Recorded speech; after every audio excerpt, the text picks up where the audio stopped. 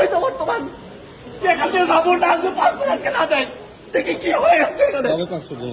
এখন থেকে আপনার 6 মাস আগে আমার বিচার করেছেন, আমি যাবো না এখান থেকে। আমি কোনো কথা শুনবো না, আমার পাসপোর্ট দিতে হবে। আমি প্রবাসী, আমি এখান থেকে যাবো না। আর এখন 10 দিন আসছে আপনার এম্বাসিতে, আমি 10 দিন আসছি।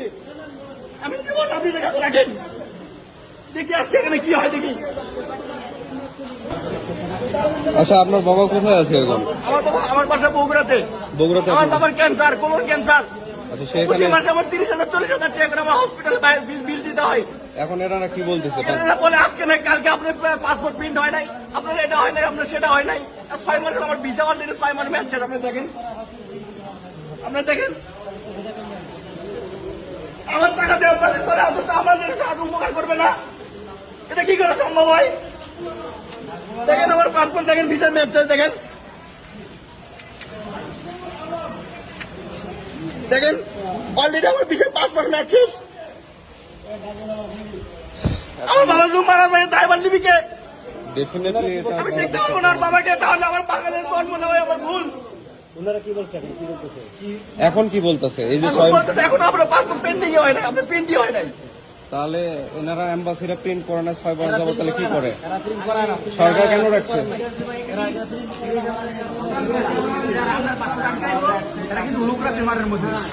লোক রাখার পরে এরা 200 দিন করে টাকা নেয়, টাকা নিলে এরা কিছু বাদ পায়, এরা তারপর ওই পাসপোর্টটা চালু করে দিয়ে দেয়। আমি পাসপোর্ট দিচ্ছি আজকে 7 মাস, আমার বিশাল ম্যাচ হচ্ছে 2 মাস। আজকে এগুলো রাইছি আমার পাসপোর্টের ম্যাচ শেষ হয়ে যায়। উনি কইতাছে আমি দর্শক, এই ভাইটি মূলত ওনার বাবা ক্যান্সার আক্রান্ত। উনি 6 মাস যাবৎ বাংলাদেশ হাই কমিশনে ঘোরাঘুরি করতেছে, কিন্তু কোনো সলিউশন পাচ্ছে না, পাসপোর্ট দিচ্ছে না। এমআরপি পাসপোর্ট দিছিলেন না করতে? আমি রিনিউ করতে দিছি। এইবার মানে এইবার দিয়ে কয়বার আসছেন এখানে?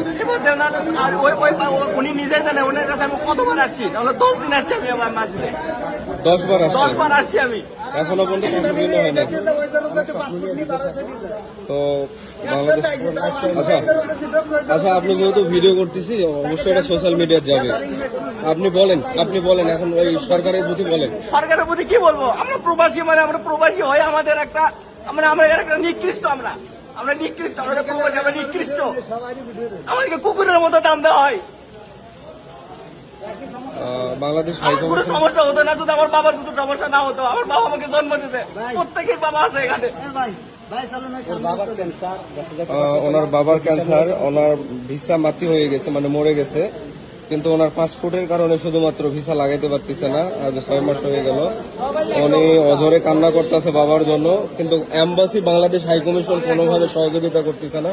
ভাই, বাংলাদেশ হাই কমিশনের প্রতি আপনাদের কিছু বলার আছে?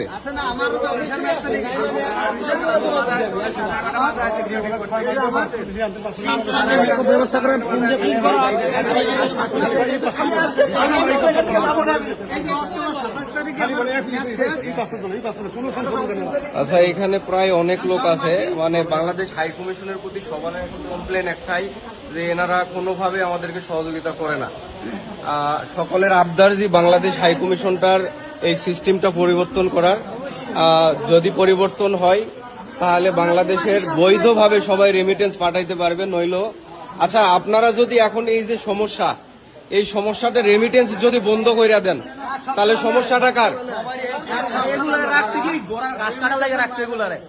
আচ্ছা, আপনারা যদি রেমিটেন্স বন্ধ করে দেন তাহলে কি হইব?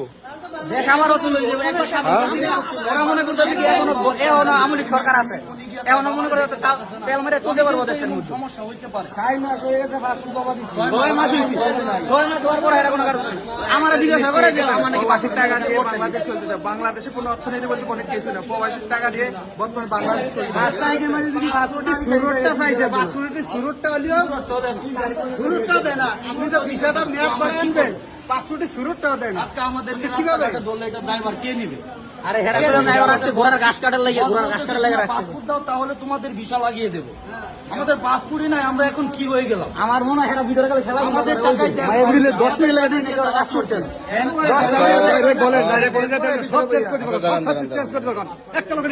এই ভিডিওটা আমি বলবো যে সবাই একটু শেয়ার করবেন, শেয়ার করে বাংলাদেশের উপর মহলের সবাই রাখবেন না।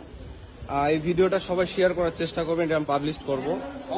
বাংলাদেশের উপর মহলের যে সকল দায়িত্বপ্রাপ্ত বর্তমান অস্থায়ীভাবে যারা আছেন, যাতে অন্তত মালয়েশিয়ার পাসপোর্ট সেন্টারটা ব্যবস্থাটা করা হয়। অনুরোধ করবো সকলের কাছে যারা মালয়েশিয়াতে আছেন ভিডিওটা শেয়ার করবেন।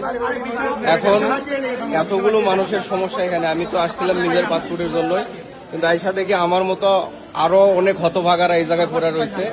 তো সকলে একটু শেয়ার করুন, Bangladesh passport centre high commission যেটা মালয়েশিয়াতে, এটার একটু পরিবর্তন যেন আসে। আমার পাসপোর্ট থেকে আমি 6 মাস আমার পাসপোর্ট আপনার কি জন্য আসেন না? হ্যাঁ? কি জন্য আসেন না? আমি কারে বলবো আমি?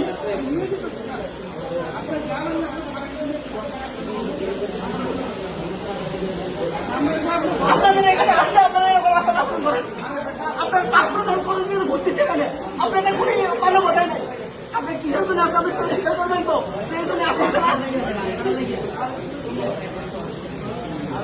আর ওই কথা করবো ভাই, আমার বাবার ক্যান্সারের হসপিটালে ইমার্জেন্সি অবস্থা। আপনার বাবার যদি ক্যান্সার হতো, আপনার বাবা তো মারা গেল ইমার্জেন্সি অবস্থায়, আপনি কি করতেন? কি করতেন আপনি বলেন?